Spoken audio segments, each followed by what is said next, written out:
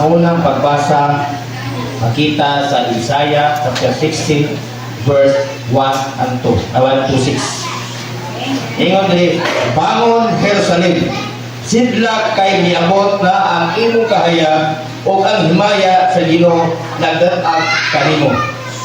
Tabunan sa kangit-ngit ang kalibutan o ang katawhan titikyutan sa kagyo. Apan ang Ginoo musidlak kanimo o makita niya kanimo ang iyang himaya. Ang kanasnuran muduol sa imong katawhan o ang mga hari muduol sa landag sa kahayag.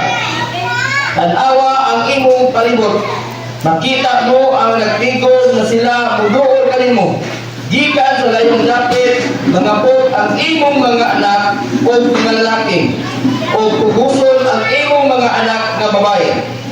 Malipay kagayon, ini pakita mo ini, tungod sa kahina, mupaspas, pitik ang imong kasing-kasing, kay ang mahandi sa kanasuran, minanak man kanimo.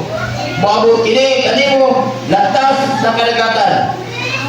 Balukok ka sa kadaghang kamilyo, gikan sa Media o sa Iba. Ang tanan naggikan sa Siba, magdala bulawan o isinso, o mag-awit sila mga pagdaig alang sa Ginoo.